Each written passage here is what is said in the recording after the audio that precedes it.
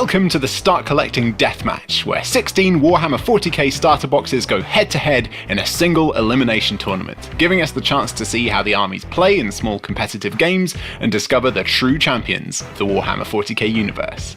This is game 3 of 15. In the first two games, my orcs took on Mini Wargaming Dave's Khorne Demons, and Andrew's Craft World stood toe to toe with my Chaos Space Marines. Now, my Start Collecting Daemons of Nurgle army will take on the Tyranids starter box, controlled by the man, the myth, the legend, Ant. It's me, it's Ant. I'm back again with my nids. Annoyingly, where we are in the UK was still in a pretty strict COVID lockdown when we filmed this, so Ant was in command on a video call, and Penny was doing the honours, rolling the dice and moving his models. Let's do a quick recap of the rules for the tournament, and then we'll introduce the armies. The scenario is a slightly simplified version of Eternal War. The game lasts 4 turns, and the battlefield has 3 scoring zones, each worth 5 victory points if held uncontested in your command phase, starting from turn 2. Each player can select one secondary objective. If the scores are still tied at the end of turn 4, the battle will go on for one more turn. So long as they're ahead on points at the end of turn 4, armies can still be victorious even if they have been completely destroyed. To keep things fair, balanced and easy to follow, the deployment zones and objective scoring zones are clearly marked out and the board is symmetrical. To make the objectives nice and clear, we've marked them out with white lines, and just to be clear, the objective area is within the inside of the white circle and not the outside edge. The walls are just for line of sight blocking purposes and giving models cover to manoeuvre around the arena. They can be scaled but offer no defensive bonus if models are on top. As the vast majority of the Start Collecting armies are below 500 points, the size of the arena floor is exactly the combat patrol size of 44 by 30 inches, and all armies will be limited to no more than 3 command points at the start of the game. Alright then, let's take a look at the armies. First up, Ant's fantastic Synthwave Tyranids. I'll be using my Tyranids to face off against Guy's Daemons of Nurgle today, and my force is going to be led by the Broodlord. The Broodlord is going to have a bio artifact of hyper-adaptive biology, which means as soon as he suffers any wounds, he's going to add 1 to his toughness.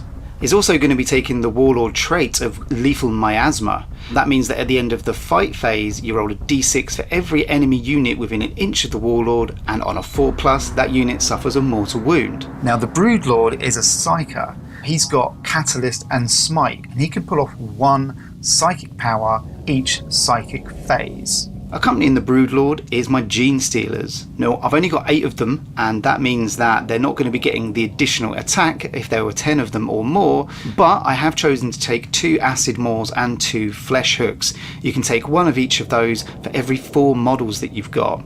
I've given them Rending Claws and Scything Talons. I've also given them Toxin Sacks, which means that on a 6+, wound rolls are going to be causing an additional 1 damage. And for heavy support, we've got the Mawloc. Now in the Start Collecting box, you can either build it as a Trigon or a Mawloc. I've chosen to take it as I built it, which is a Mawloc. Now I've given the Mawloc a prehensile pincer tail and Toxin Sacks. He's also got adrenal glands, which will add an additional 1 inch to his advance and charge range. Now my secondary objective I've chosen is Domination, which means that I will score 3 additional victory points if I control more than half of the objectives.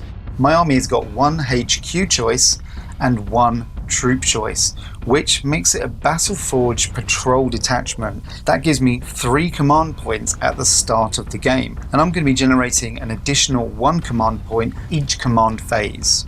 The Hive Fleet adaptation I've chosen has been Gorgon rather than Kraken. Kraken is good for getting you up and about and allows you to advance really far, but on such a small board it really isn't needed. So I'm going to be going with Gorgon so I can re-roll wound rolls of 1 in the fight phase, just to allow me to do that extra little bit of damage. Now the tactics I'm going to be employing here is really just to try and go straight for the centre, get that centre objective and then hold firm. Let's see if the Genestealers can actually push forward and attack and really start chewing on some of these Plaguebearers. Okay, that's a lot of teeth and claws. Let's see what I get in the Nurgle Start Collecting box. Leading the charge is the Poxbringer, filling my HQ slot. Like all Nurgle units, he's pretty tough, but he's also quite effective in close combat, and also has some tasty aura effects that buff nearby Nurgle Demon units. I've basically geared this whole army to be good at holding objectives, so I've given him the Warlord trait Acidic Ichor, which gives him the chance to burn enemies which attack him. I've also swapped out his Bale Sword for the Hellforged artifact called Corruption, which gives it a big strength and damage boost, which might just let me cut that Mawloc into ribbons. He's also a Psyker, and he knows Smite and Miasma of Pestilence, which reduces all hit rolls made against a unit that I cast it on by 1. He also has 2 cool aura powers too. The Locus of Nurgle gives all of my demon models within 6 inches of him +1 strength, and the Locus of Virulence makes any wound rolls of 6 from nearby demon units inflict 1 additional damage.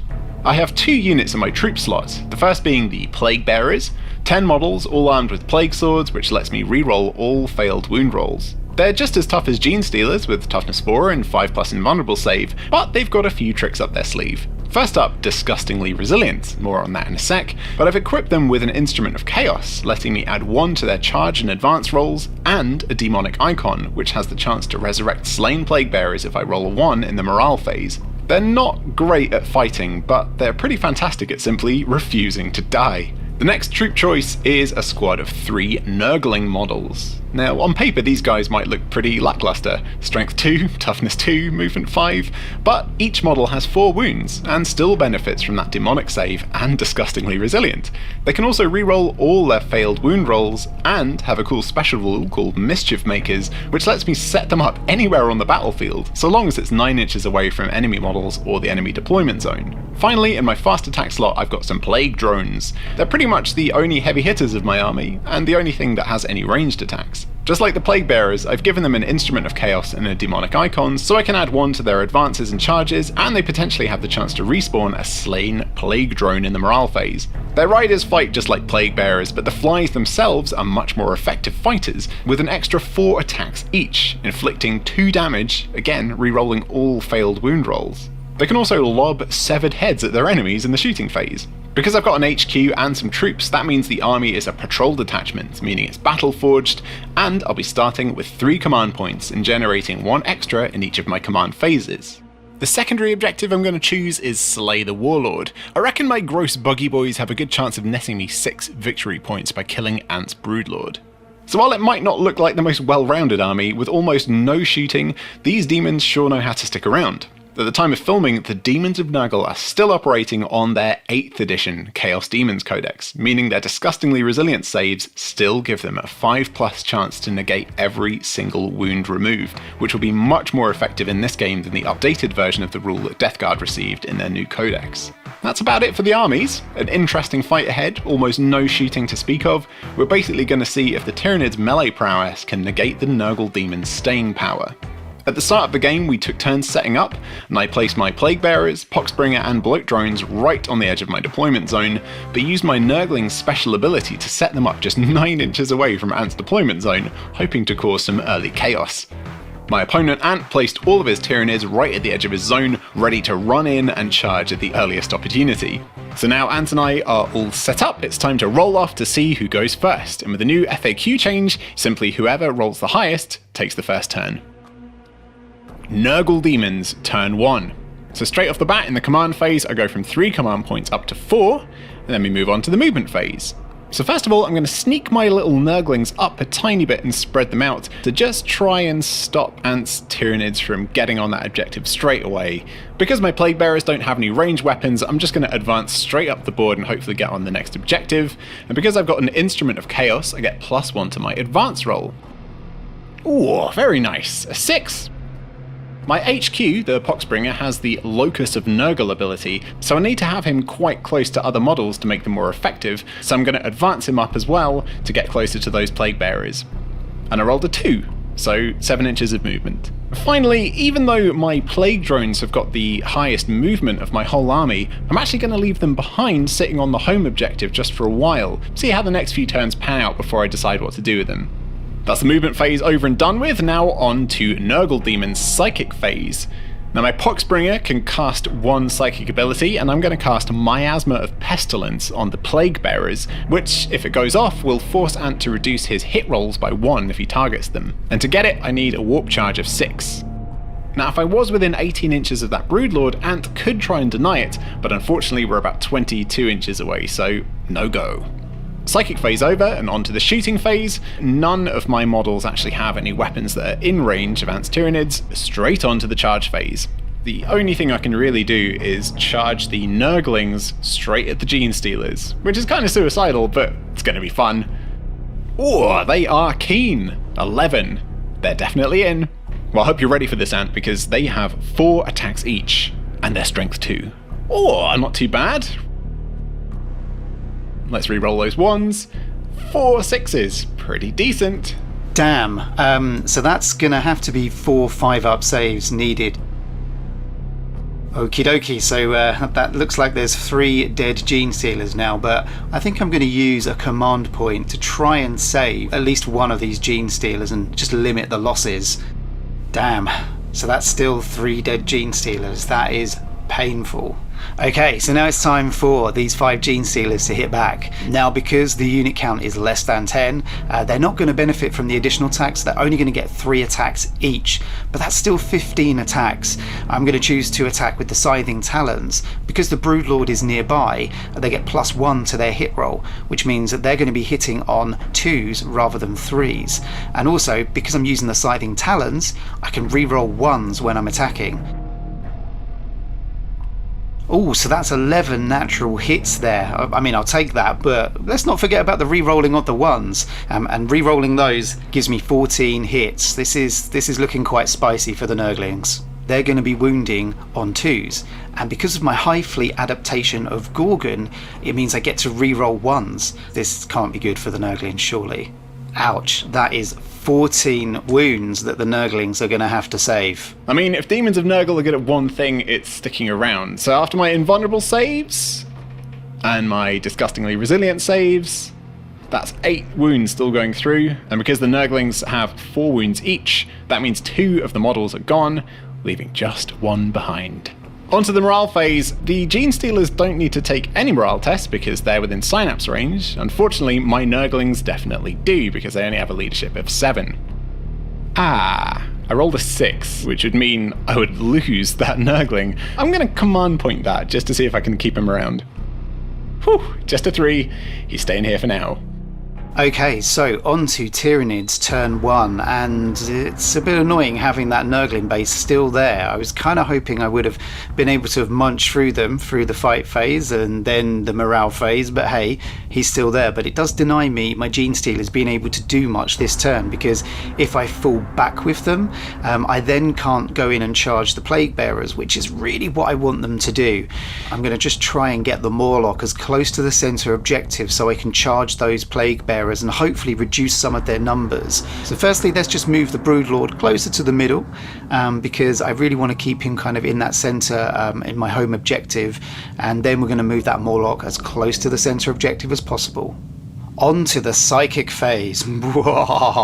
Vengeance will be mine. I'm going to be smiting those little Nurglings just to try and chip a few wounds down. Yeah, we got a 10, so that's good. D3 mortal wounds. Yes, get in there. 3 mortal wounds. And if Ant was facing literally any other army, that would be that, and I would take 3 wounds. But I've got the disgustingly resilient saves to make. Nice! 2 saves made, so only 1 of those wounds go through, taking my last batch of Nurglings down to 3 wounds. So that's the end of the psychic phase, and I'm not gonna lie, I wish I could have done a little bit more damage to those Nurglings. Those damn disgusting resilience saves. Okay, on to the shooting phase, and well, the Tyranids don't have a lot of shooting in this start collecting box, but I did put 2 flesh hooks within that Genestealer squad, so they can actually shoot when they are within 1 inch of an enemy unit, so they're going to be attacking those Nurgling bases. That's 4 attacks, hitting on 4s. Oh, and only 1 actually hits, okay, right, but that's going to be strength 4 versus toughness 2, so wounding on 2s, and luckily it wounds. First up, my demon invulnerable save, and yep, got it on a 6, so that Nurgling is safe. Okay, now on to the charge phase. Now I'm going to try and get that charge in and start chewing through a few of those Plaguebearers, just softening them up so that when my Genestealers come in, there'll be a few less targets to munch through.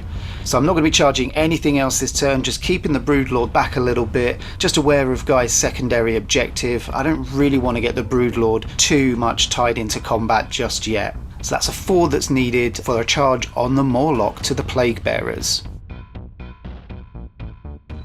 So with the Mawloc in, it's time to fight. The Mawloc gets 7 base attacks, but it gets 1 more for its prehensile pincer tail, and because it's got 3 pairs of scything talons, it also makes 1 additional attack. All in all, it has 7 scything talons, it has 1 prehensile pincer tail attack in, and 1 distensible jaw attack. This is confusing. Anyway, let's roll, hitting on 4s. Okay, so that's 3 scything talons that hit the mark, and the prehensile pincer tail that hits the mark, but unfortunately distensible jaws do not hit the mark. I think I'm going to re-roll one of those scything talons and try and convert that into a hit. So that's 1 command point down there, and unfortunately it did not hit the re-roll. So that's strength 6 versus the toughness 4 of the Plaguebearers. They're wounding on 3s, and huzzah, they all wound. Alrighty, I've got 4 demon saves to make.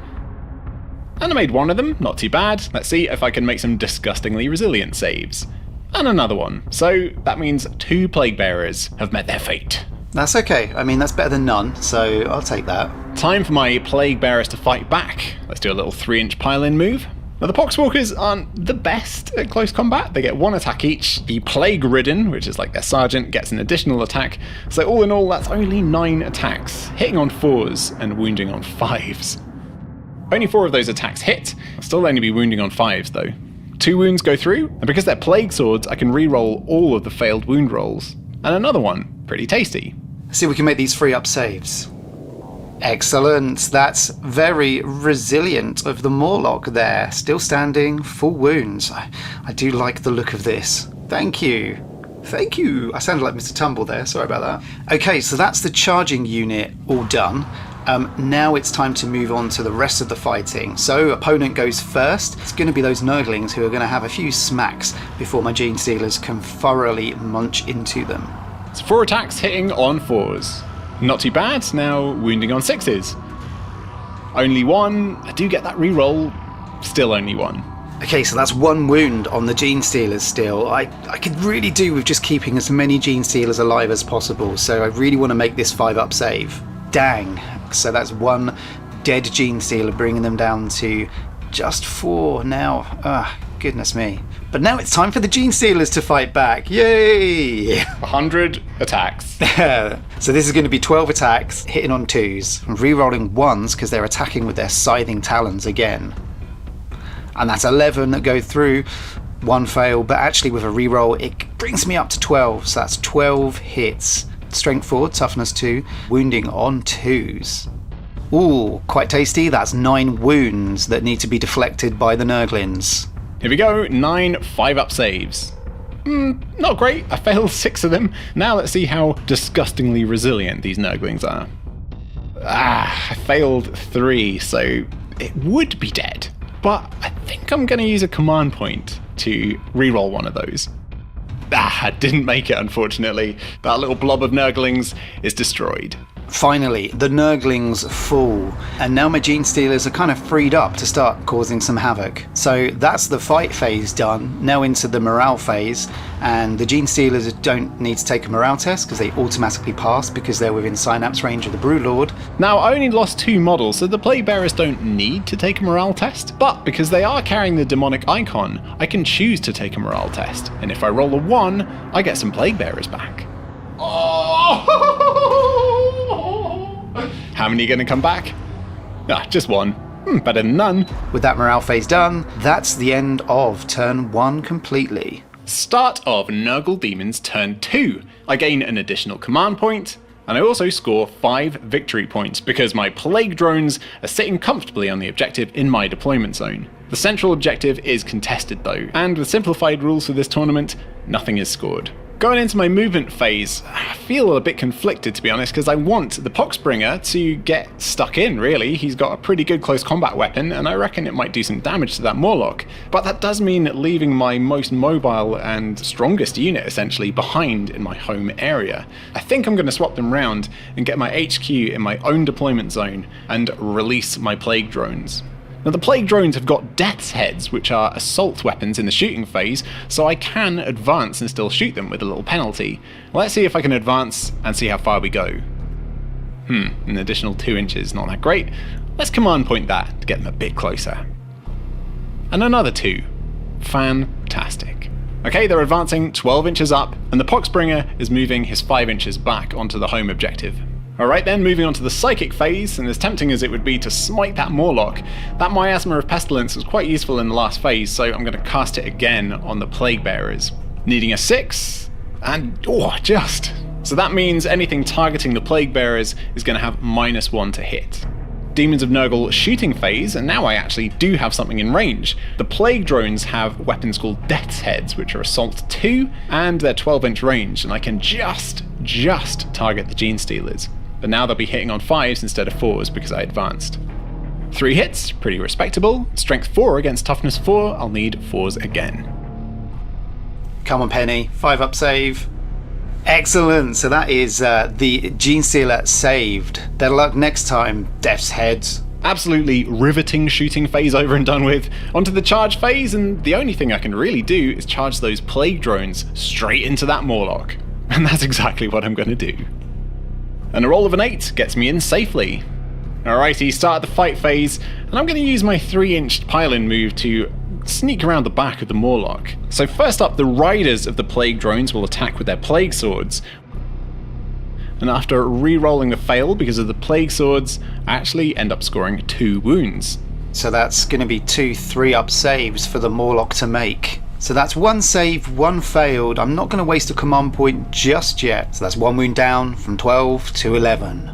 And now it's time for the actual bugs to fight. Oh man, I only hit 3 times out of 12 attacks. Anyway, wounding on 5s, re-rolling fails. And thankfully all of them wound. Whew.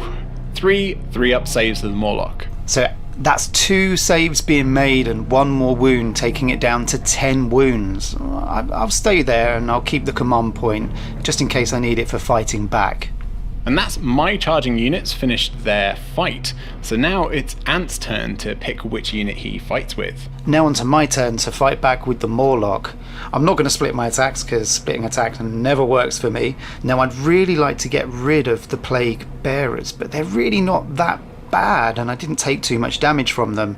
The Plague Drones, on the other hand, they could potentially do some more damage next turn, so I really want to try and take them out as soon as possible. Soften them up a little bit so my Genestealers can come in on the next turn and charge them.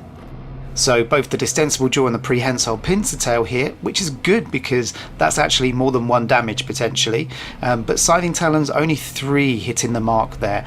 They're all strength 6 against toughness 5 of the Plague Drones, so needing 3s to wound. Okay, so that's wounding on the Distensible Jaw, wounding on the Prehensile Tail. This is good, but no wounds on the Scything Talons. Yet, for the Gorgon Hive Fleet adaptation, I can re-roll wound rolls of 1. So I can re-roll that 1 failed wound roll on the Scything Talon, which converts it into a wound. So that's 3 wounds actually hitting their mark with 3 different weapons. By Jove, this is making my brain hurt. Okay, I really need to save this particular one. I really don't want this to go through. I'm going to use my second last command point to see if I can save this. Yes! Yes! Woohoo! So now onto the Prehensile Pincer Tail. That's bullshit. So that's the big high damage one's done. Oh, you failed the Scything Talon. Okay, so that's just 1 damage. So after all that thrashing and Mawlocking, only 1 wound actually gets peeled away from one of those Plague Drones. Very, very poor show from the Mawloc. And finally, to finish the fight phase, my Plaguebearers are going to fight back at the Mawloc. 10 attacks in total, hitting on 4s. Okay, now wounding on 5s, re-rolling all fails. Still only 2 wounds. Come on, Plaguebearers. So 2 wounds going through into the Mawloc that need to be saved with a 3-up. Let's see how we do. So now on to 9 wounds for the Mawloc. That's the fight phase over, moving on to the morale phase. No one needs to take anything, but again, I will choose to take a morale test with my Plaguebearers to see if I get 1 back. Nope, not this time. On to Tyranids turn 2 and the command phase. I get 1 more CP, bringing my total up to 3 command points. I get 5 points for holding the objective marker in my deployment zone, but not the middle one, bringing us to a draw 5-all at the beginning of turn 2. So onto the Tyranids movement phase, have a little bit of a dilemma. Either I can keep something back, either the Broodlord or Genestealers, hold that objective and guarantee another 5 victory points, or I could Leroy Jenkins them into those plague drones and start getting them to do what they were designed to do. It's time to Leroy Jenkins these guys in. Let's go and move them as close as we possibly can to get them in a charge range this turn and get them fighting. Now that the Genestealer and the Broodlord are getting nice and close to those plague drones, that's the movement phase done. In the psychic phase, I really want to create a little bit more survivability of my Genestealers because they are falling fast. So I'm going to cast Catalyst on them, which will give them a 5-up, feel no pain every time they lose a wound. Pretty nice. So warp charge of 6 needed for this, and it's just a 5. I'm going to take the loss on that one and not have that power go off. Now on to the shooting phase. I just want to try and get a few wounds off of those plague drones, so I'm going to fire the flesh hooks from the 2 Genestealers into the plague drones. So 4 attacks coming in, needing 4s to hit, and every single one fails. Oh well, they weren't meant to shoot anyway, they were born to chop. And chop they will. Let's go on to the charge phase so we can just get them in there chopping as soon as possible. Okay, so the only charge that I'm doing in this phase is just getting the Broodlord and his 4 Genestealer pals right in to those plague drones so they can begin to chop. Just 1 inch away, so yep, they're automatically in. I'm going to choose to go with my Broodlord first in the fight phase so that hopefully with his higher damage output he can actually take more wounds off of one of these plague drones and prevent some of those attacks coming back into either the Broodlord or the Genestealer. So he's going to be attacking 6 times with the monstrous rending claws, hitting on 2s, and 5 of them hit. This is a good start. Okay, so the monstrous rending claws, when we're looking to wound on this one, I can reroll any failed wound rolls for that, plus any hits of a 6 or more on the wound rolls are actually going to be AP -6 and do damage of 3. So that's 3 natural wounds that have gone through. Re-rolling those 2 fails converts another 1, which is great. And one of those wounds is actually a 6, so that's great news. Okay, time to make my 5+ demonic saves. I'm using a yellow dice for that 6 that Ant got, so I really hope I save that one. Annoyingly, I only save 1 of the regular attacks, so that's the rending hit and 2 regular hits going through. Now let's see if I can make any disgustingly resilient saves. That converts into 5 wounds when we roll for the damage. What? I made 2 of them, but that's still 3 wounds that go through, so that is 1 plague drone entirely dead. Okay, so that's 1 plague drone down. Can the Genestealers inflict enough damage on the remaining plague drones to take them out of action? So that's 12 attacks hitting their mark. Now let's see how many of them can wound. Okay, so that's 5 that actually wound. That means we've got 2 doing 2 damage and 3 doing just 1 damage. So that's still just 5 wounds for Guy to try and save with his demonic demon save. I managed to save 1 of those rending shots and 1 of the regular shots, which translates to 4 damage going through to my plague drones. How disgustingly resilient are they going to be now? Not very. Only 1 of those wounds saved, which means that 1 of these plague drones is down to a single wound. It's now on to Guy's turn to pick a unit to fight back. Kind of spoilt for choice with options here, but I think it would be most effective to use the plague drones against the Genestealers, try and finally wipe them out. They hit, but they weren't strong enough to actually wound the Genestealers. Now let's see how the bugs do. Okay, 4s to hit. Not too bad, not too bad. 4s to wound. And with these proboscis attacks, I get to reroll fails. 4 go through in total. Ouch. This could be my whole squad of Genestealers wiped out. Just relying on these 4 5-up saves to keep them in the game. That's 1 save done, but that means that 3 are going to die. Unless I use a command point to re-roll this, and I think I'm going to. Luck be a lady tonight. Excellent. So that command point re-roll has just saved another Genestealer, but that's still 2 gone. So that squad is looking very thin on the ground now with only 2 left in it. And now it is my turn. My turn to tight? No, it's my turn to fight. Good God. And the only option I've got left is that Mawloc right in the middle. And it's of no surprise that he's going to be putting every single one of his attacks into those plague drones. 9 attacks, all hitting on 4s.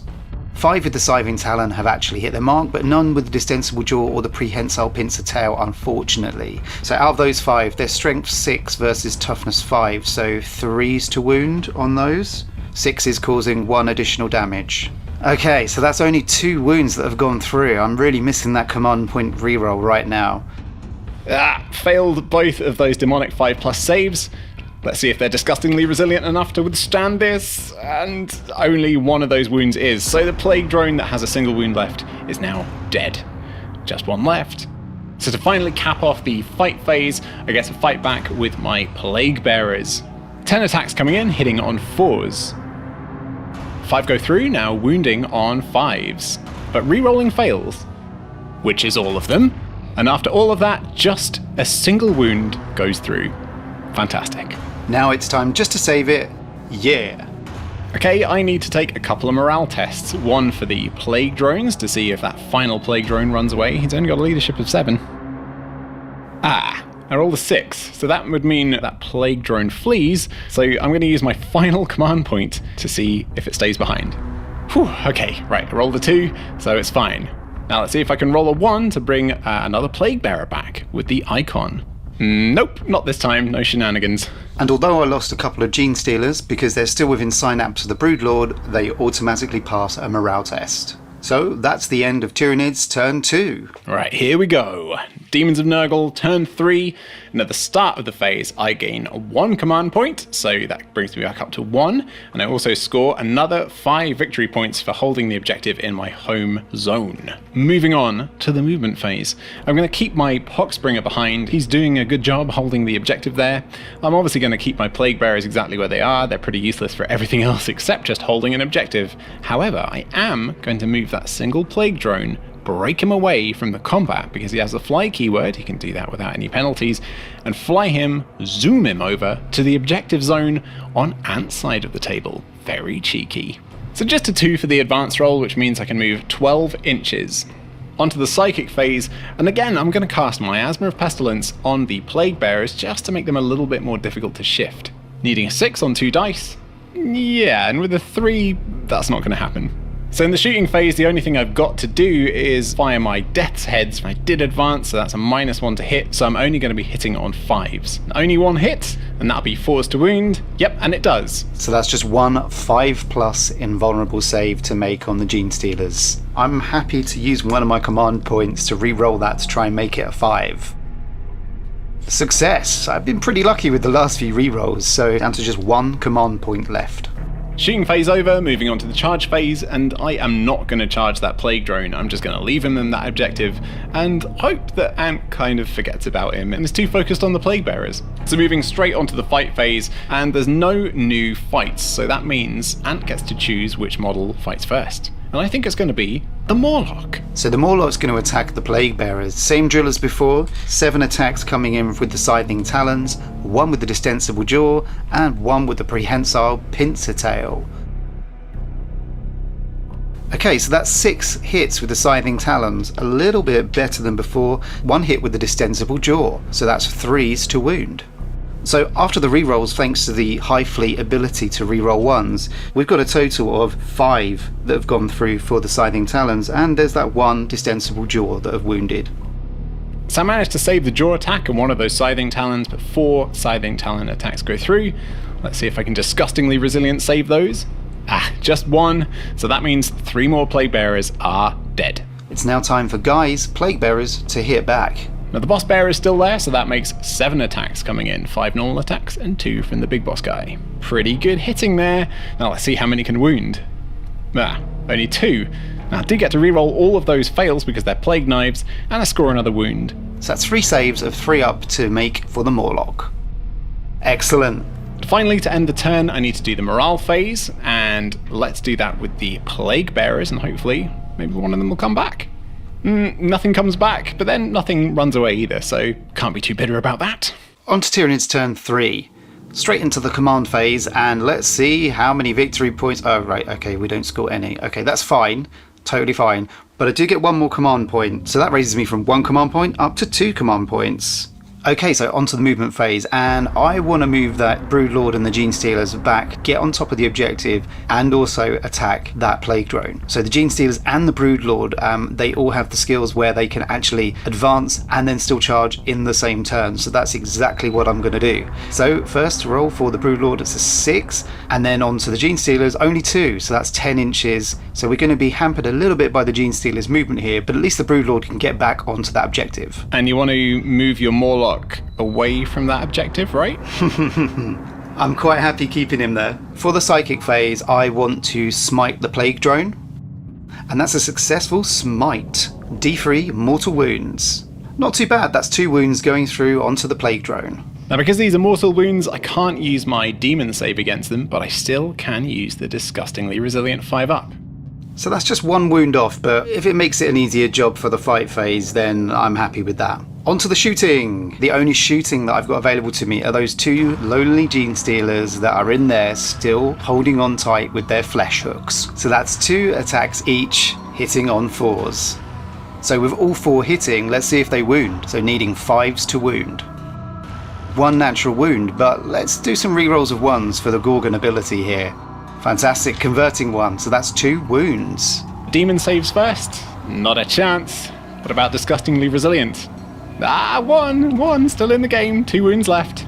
Mad props to my Genestealers there for actually taking some wounds off in the shooting phase. Maybe Genestealers can shoot after all. On to the charge phase. And it's of no surprise here that my plan this turn is to charge the Broodlord and the Genestealers into that bloat drone. Because I've strategically placed them just outside an inch away, they're automatically going to be in for the charge. Yeah, make them kiss. Hello, kissy kissy. So let's go first with the Broodlord. So out of those 6 attacks, after re-rolling everything, we end up with 3 wounds going through against the Plague Drone. One of them is a 6, so that one's going to be making flat 3 damage of AP -6. So with some absolutely superb rolling for the damage from the Broodlord there, and some not so great rolling for the saves on the Plague Drone, that Plague Drone is toast. After killing the Plague Drone, I'm going to just consolidate the Broodlord to get a little bit closer to those Plaguebearers. Still in the fight phase, and my charging units have fought. Now it's over to Guy for his units to fight. Coming in with my Plaguebearers, fewer and fewer attacks each time, getting chipped away. Only 7 attacks coming in this time, hitting on 4s. Not too bad, not too bad. Now, wounding on 5s, re-rolling fails because they're Plague Knives. 3 wounds, not too shoddy. 3 free-up saves to make. I could ideally do with saving at least 2 of these just to keep the Mawloc on the top bracket. So we've only made 1 save there, but let's use a command point reroll to try and convert one of those others into a save. Excellent, that's still on the top bracket for the Mawloc. Ready for him to fight back. Same deal as before, 7 attacks from the Scything Talons, 1 attack for the Distensible Jaw, 1 for the Prehensile Pincer Tail, all hitting on 4s. We've managed to make 5 hits with the Scything Talons, and both the Distensible Jaw and the Prehensile Pincer Tail also hit, so they're going to be wounding on 3. Okay, so those wounds, we've got 4 for the Scything Talons, 2 of which are 6s, 1 for the Prehensile Tail. Okay, so first up we need to make the demon saves for the individual hit. This can get a little bit confusing. Now we know which ones have gone through, we need to calculate the damage. Now this special attack does D6 damage, so that means I've got to save 9 disgustingly resilient saves, but this was only from 3 individual attacks, so a max of 3 models can die. With 4 fails, that means 3 are dead. End of the turn, and the only person that needs to take any morale tests is me with the Plaguebearers, so let's see what happens. And with another roll of a 2, that means no one runs away, but it also means no one comes back either, so oh well. Daemons of Nurgle, turn 4. In the command phase, I gain 1 command point back, and I also earn 5 victory points for being on that objective in my home area again, bringing me to a total of 15 victory points. There's no point now leaving my Poxbringer behind because I can't score any more points for being on objectives. Let's get him in the fight. Onto the psychic phase. As tempting as it would be, again, to smite that Mawloc, I think I've still got to cast Miasma of Pestilence on those Plaguebearers. 1 a 6. 11. Those Plaguebearers are now -1 to hit. My Plague Drones are dead, so I've got nothing to do in the shooting phase, straight onto the charge phase, and I'm going to be charging my Poxbringer into the Mawloc. And I need to roll a 7, and I absolutely fail. It needs a command point to re-roll that, and Oh no, I fail again. I only got a 6. That Poxbringer is just sitting out there in the open like an idiot. Great. What a good way to end the game. So the Mawloc gets to fight first, thankfully. Those Plaguebearers are going to be harder to hit this turn. So we've got 7 attacks with the Scything Talons, and again, 1 with the Distensible Jaw and 1 with the Prehensile Pincer Tail. So even hitting on 5s, that's still 5 attacks that make their mark. Okay, not too bad. That's 4 wounds converted. So that's 4 5-up saves Guy needs to make. Oh, lucky, lucky, lucky. Now let's see if I can save the one I failed with Disgustingly Resilient. Nah, that would have been too lucky. Okay, 1 more Plaguebearer dies. And now I get to fight back. That's 3 attacks coming in, hitting on 4s. Just 1, and does it wound? Oh yeah, it does. Can the Mawloc make its 3-up save? No. Still on 7 wounds, which means it's still on the higher bracket, so that's 1 wound chipped off of the Mawloc. And that is the end of a very short turn 4. Let's see if I can bring back some of those Plaguebearers with a sneaky morale test. Yes! And a 1 means I get to roll another dice, and that many Plaguebearers come back. This is all because the guy with the icon is still alive. And that is my last turn, moving on to Tyranids, turn 4. Let's do the command phase first. So I get 1 more command point, bringing myself up to 2 command points. I score that objective down in my deployment zone, giving me another 5 victory points. And now let's move on to the movement phase. Okay, so I'm going to advance the Broodlord as close as I possibly can to the Plaguebearers. Ooh, 1 might not cut it. Let's re-roll that with a command point, bring me down to 1 CP. Re-rolls to a 6, giving us a massive 14 inches. That's all the movement that I'm going to be doing. Now onto the psychic phase. I'm going to be smiting the Plaguebearers. So although that goes off on a 5, I've got a sneaky feeling that Guy's going to try and deny this. Consider it done. So Smite does not go off. Let's see if we can just do it with Tooth and Claws. Now, the Broodlord is going to be an automatic charge in on those Plaguebearers. The Broodlord is going to have 6 attacks hitting on 2s. So Strength 5 versus Toughness 4 means they're going to be wounding on 3s. And we're going to be re-rolling 1s for Gorgon ability. So that's 5 wounds that are going through. Only 1 demon save made. Time for some disgustingly resilient action. Well, I did manage to save 2 of them, but I failed plenty. Fortunately, only a maximum of 4 can die, because that was the amount of attacks that actually went through. And now, because it's my turn, Guy gets to fight back. Okay, let's get this over with. 3 attacks coming in against the Mawloc, hitting on 4s, and all of them hit. Wounding on 5s. 1 of them fails, but I can re-roll because of the Plague Knife. 2 wounds go through. Okay, so 2 wounds, 1 of them save, but actually, with 1 wound taken off the Mawloc, that brings it down to its lower damage bracket. Now that's going to make it even more difficult for the Mawloc to hit back this turn, and to save a little bit of glory, I'm really going to need to use my very last command point to re-roll that save, and hopefully save that wound. Otherwise, I just don't think the Mawloc is going to have it in him to actually kill those Plaguebearers. Hey! So that command point reroll really paid off and has kept that Mawloc on its top damage bracket. Okay, now it's time for the Mawloc to hit back. Okay, I'm going to have to live with that, and hopefully Guy will fail both the saves and the disgustingly resilient. Come on, fail it, fail it. Okay, last saves of the game. Thanks for the encouragement there, Penny. And yes, managed it. So those 2 Plaguebearers aren't going anywhere. Balls, well that's that then. Unless they disappear in the morale phase. Time to take a morale test. I lost 4 models, so I add 4 to my roll, and if it goes over my leadership of 7, I lose a model and have to take an attrition test for the last one. Exactly what I didn't want. 1 model gone, and this one will run away on a 1 or a 2 because the unit is below half strength. 2! Perfect time to use my last command point to deny Ant his secondary objective. Yes! Can't believe it. That's ridiculous. Score 3 victory points if you control more than half the total number of objective markers on the battlefield at the end of your turn. At the end of the game, Nurgle Daemons are on 15 victory points, and the Tyranids are on 13. Just sneaking in there with the narrowest of narrow victories, the Nurgle Daemons are victorious over the Tyranids. If the games in the tournament were 5 turns instead of 4, it would have been an easy victory for the Tyranids in turn 5. The final score 15-13. I thought it was always going to be difficult because the starter collecting box for the Tyranids, it's not the strongest. The Mawloc, it seems like it should do a lot better than it actually does. That high weapon skill of 4 is really not doing it any favours right now. Those Plaguebearers just stuck around, and then as soon as you could kill them, they just come back again.